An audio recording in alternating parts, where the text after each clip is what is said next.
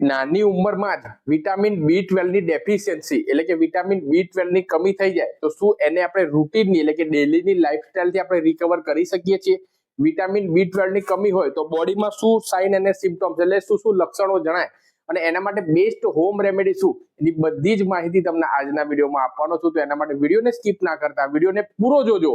અને એ પહેલા આપણી આ હેલ્થ ચેનલ પરમાર ચિરાગ પર જો નવા હો તો ફટાફટથી સબસ્ક્રાઇબ કરવાનું ભૂલતા નહીં. અને આ વિડીયો જો તમે ફેસબુક પર જોઈ રહ્યા હો તો આપણા પેજને ફટાફટથી ફોલો કરી દેજો. તો મિત્રો સૌ પ્રથમ તો આપણે જાણીએ કે વિટામિન B12 ની ડેફિશિયન્સી એટલે કે વિટામિન B12 ની જો કમી હોય તો શું આપણા બોડીમાં લક્ષણો થાય. તો સૌ પ્રથમ તો વાત કરીએ મિત્રો તો ઘણા લોકોને જે નોર્મલ હેરફોલ તો બધાને થતો હોય છે, પરંતુ વધારે પ્રમાણમાં એક્સેસિવ એટલે કે વધારે પ્રમાણમાં જેટલો હેરફોલ ડેલી થવું એના કરતા જો વધારે પડતા પ્રમાણમાં જો તમારા વાળ ખરતા હોય તો તમારા બોડીમાં વિટામિન B12 ની કમી હોઈ શકે. ત્યારબાદ વાત કરીએ તો ચહેરામાં જે રોનક હોવી જોઈએ, જે નિખાર હોવો જોઈએ એ હોતો નથી. ચહેરો એકદમ ફીકો લાગે તો પણ વિટામિન B12 ની ડેફિશિયન્સી હોઈ શકે.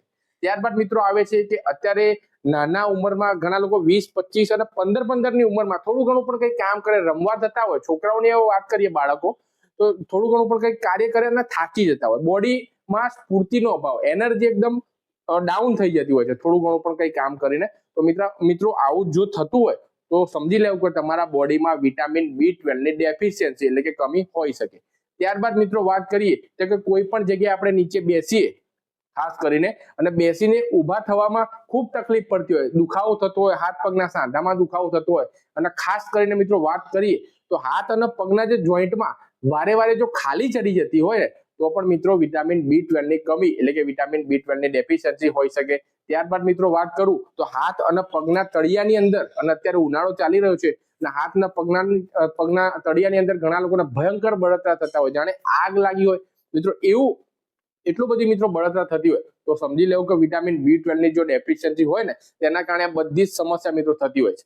તો મિત્રો હવે આપણે આગળ જાણીએ કે વિટામિન B12 ની ડેફિશિયન્સી એટલે કે કમી બોડીમાં હોય તો એને આપણે કઈ રીતે રિકવર કરી શકીએ છીએ.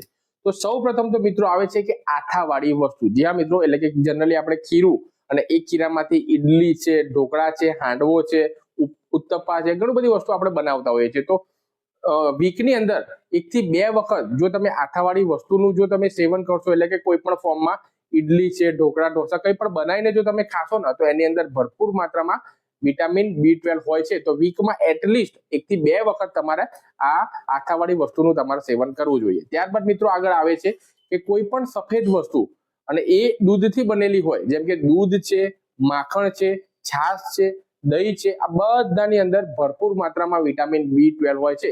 એટલે કે તમને ભાવતી વસ્તુ છે, જો દૂધ તમે પીશો, 1 ગ્લાસ જો દૂધનું રોજ સેવન કરો છો ને તો પણ ઘણા લોકોને વિટામિન B12 ની કમી માત્ર દૂધથી મિત્રો 30 થી 40% જેટલી રિકવર મિત્રો થઈ જશે.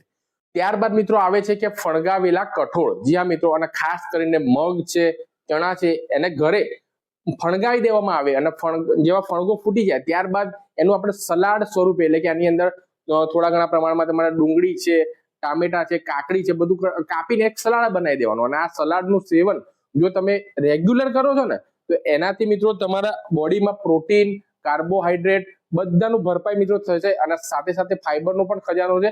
અને જે લોકોને વિટામિન B12 ની કમી હોય એ પણ જો આ સલાડનું સેવન એટલે કે ફણગાવેલા કઠોળ, જેને આપણે સ્પ્રાઉટ તરીકે પણ આપણે ઓળખીએ છીએ, એનું જો રેગ્યુલર સેવન કરવામાં આવે ને તેનાથી પણ વિટામિન B12 ની કમી 1-2 દિવસમાં મિત્રો રિકવર નહીં થાય. જ્યાં મિત્રો ઘણા લોકો એવું કહે છે કે 1 કે 2 દિવસમાં રિકવર થઈ જાય, પછી કોઈ ઉપાય બતાવ્યો હોય તો 1-2 દિવસ કરે ને પછી પાછો છોડી દે, સ્કીપ કરી દે, જેના કારણે મિત્રો રિઝલ્ટ મળતા નથી.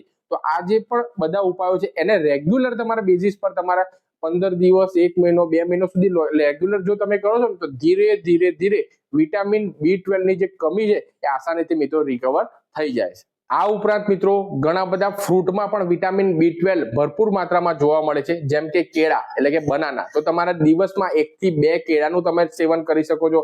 ત્યારબાદ ઓરેન્જ એટલે કે આપણે મોસંબી તરીકે આપણે ઓળખીએ છીએ, તો મોસંબીનું પણ જો રેગ્યુલર બેઝિસ પર સેવન કરવામાં આવે તો તેની અંદર વિટામિન સી, કેલ્શિયમ, પોટેશિયમ બધું ભરપૂર માત્રામાં ભરેલું છે. આ ઉપરાંત વિટામિન B12 છે એ સારા એવા એમાઉન્ટમાં મિત્રો આ કેળા અને મોસંબીની અંદર રહેલું છે. તો તમારે કેળા અને મોસંબીનું પણ ભરપૂર માત્રામાં સેવન કરવું જોઈએ.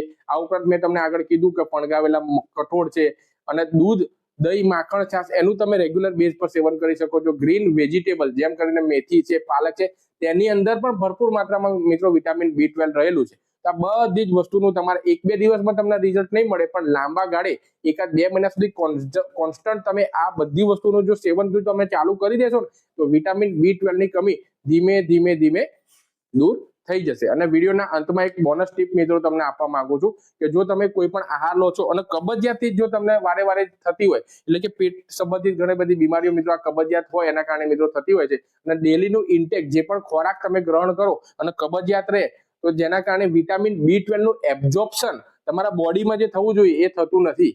જેના કારણે મિત્રો આ વિટામિન B12 ની કમી ધીરે અને ખાસ કરીને અત્યારે ફાસ્ટ ફૂડનું સેવન ને બધું વધારે કરતા હોય છે, જેના કારણે પેટમાં કબજિયાત થાય. અને કબજિયાત જેને હોય ને એને વિટામિન B12 ની કમી તો મિત્રો થતી જ હોય છે. તો કબજિયાતને પણ આપણે જડમૂળથી દૂર કરી દેવો જોઈએ. તો એના માટે કબજિયાતને દૂર કરવા માટે એક બેસ્ટ તમને એક ઉપાય મિત્રો બતાવું છું. તો રાત્રે સૂતા પહેલા અડધી ચમચી તમારે ત્રિફળા ચૂર્ણ તમારે લઈ લેવાનું છે, જેમાં આમળા, હરડે અને બેહડા એનું ત્રિફળાનું ચૂર્ણ કોઈ પણ ઓનલાઈન વેબસાઇટ પર પણ મળી જશે.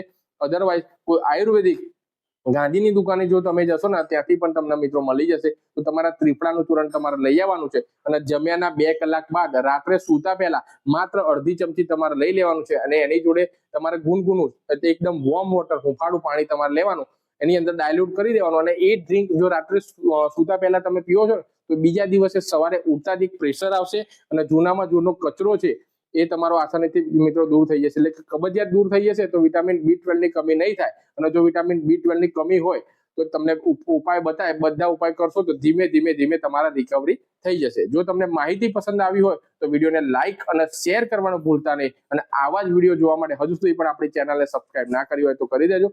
વિડીયો ફેસબુક પર જોઈ રહ્યા તો પેજને ફોલો કરી દેવા નમ્ર વિનંતી. મળીએ છીએ નવા વિડીયોમાં નવી માહિતી સાથે. ત્યાં સુધી સ્વસ્થ રહો, મસ્ત રહો, તંદુરસ્ત રહો એવી જ મારી ભગવાનની પ્રાર્થના. થેન્ક યુ મિત્રો. જય હિન્દ. Have a nice